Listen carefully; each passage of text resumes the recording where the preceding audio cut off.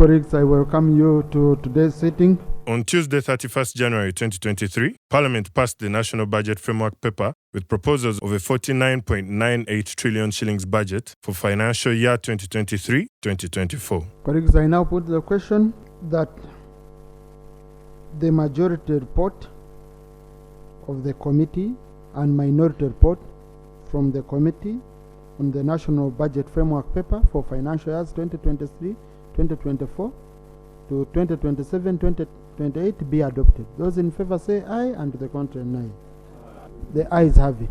During the debate on the National Budget Framework Paper, Parliament instructed government to review the plausibility of some of the agencies created by government. The Uganda Road Fund, which was supposed to be receiving 3.9 trillion in this financial year, was only given 486 billion to maintain our roads. There are pronouncements we have to make ourselves here to do with the funds we created.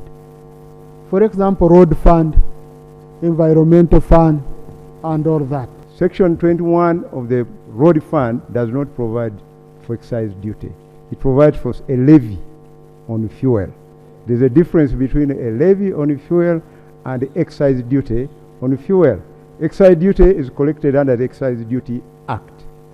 You see? So now we want to implement the levy.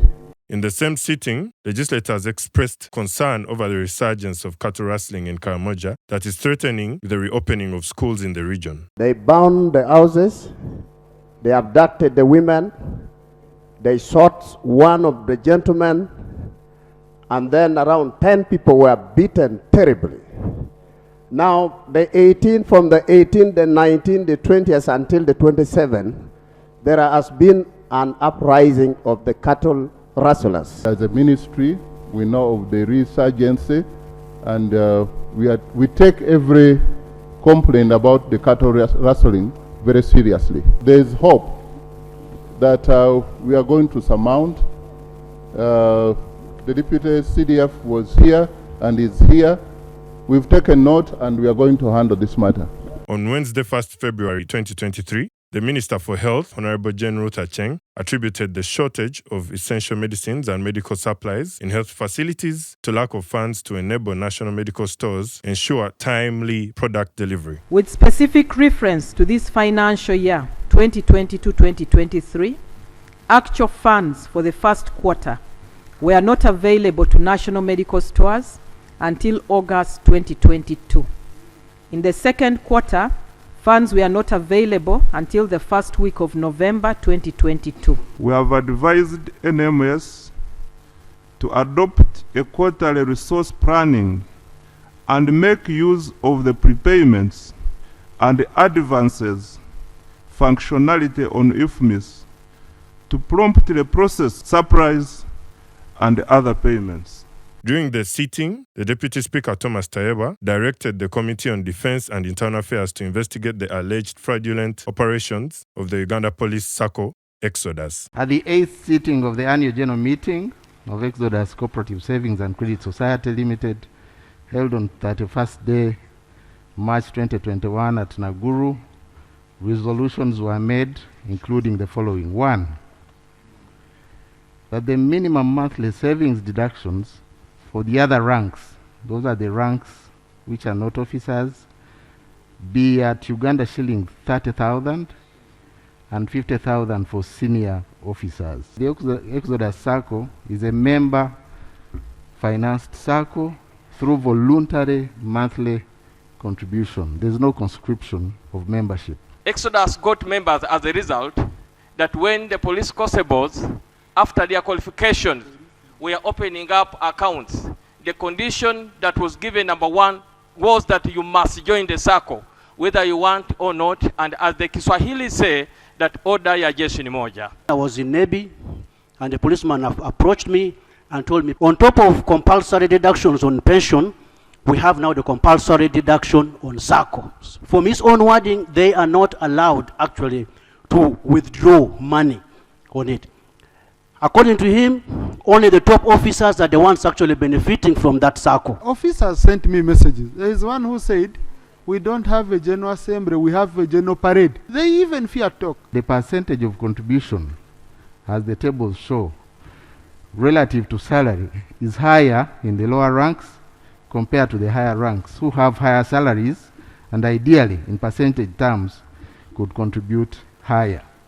This is a matter the AGM could consider and discuss in the next AGM. On Thursday, 2nd February 2023, the Speaker of Parliament, Anita Among, granted legislators a 2-week recess to conduct oversight into the operation of the parish development model in a letter read by the Deputy Speaker Thomas Tayebwa. The exercise shall commence on 3rd February 2023 and last for 2 weeks of recess.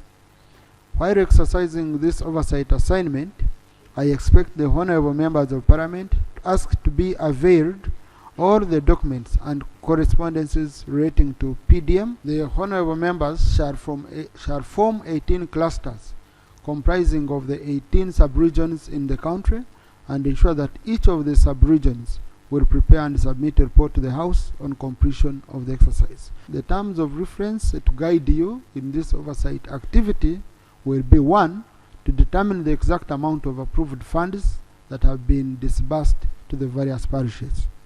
2, to examine the eligibility of the various categories of beneficiaries of the PDM funds. 3, assess the effectiveness of utilization of disbursed funds by PDM beneficiaries. 4, to establish the extent of adherence to the PDM guidelines and procedures by the various actors in the implementation of PDM.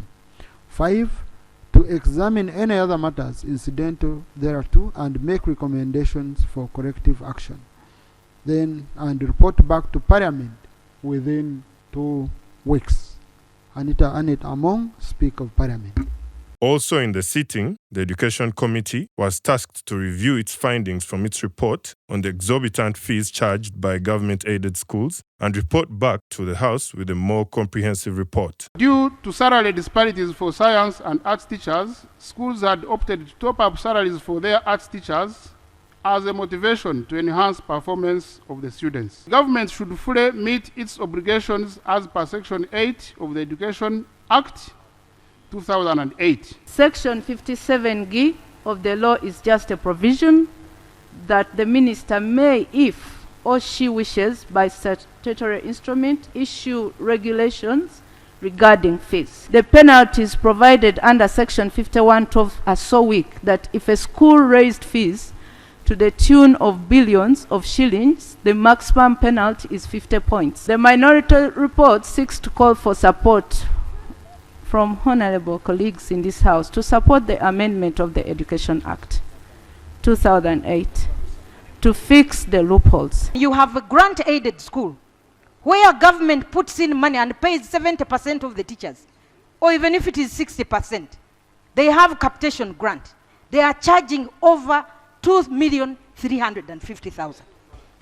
And Right Honorable Speaker, the committee ignored my issue. For them, they are looking at fees. Tuition fees is not school fees. I want to pray that this Parliament rejects the proposal by the committee to increase funding to grant-aided schools, Right Honorable Speaker. When you look at the report that has been presented, the definition of school fees is defined by each school. What is school fees? There is no standardized structure. When you go to university, school fees is clear. Tuition fees, functional fees, accommodation fees. And it is sorted. And it is cut across every institution, whether private and whether it is public. We need to standardize the school fee structure in this country. I'm giving a chance that the committee goes back, it harmonizes, and gets more information. You never know, because the minority report is clear on record. Then we shall put a vote that will cover both minority and majority at that time. In the sitting, the Prime Minister Robin Anabanja made assurances that distribution of essential medicines and medical supplies had commenced and would be fast-tracked to ensure national coverage. There were some logistical challenges that have been noted and are going to be addressed. The distribution of medicines has commenced and it must be fast-tracked to ensure that every corner of the country is covered. I will provide an update on this matter to Parliament within 14 working days. Colleagues, with that, House adjourned, signed die.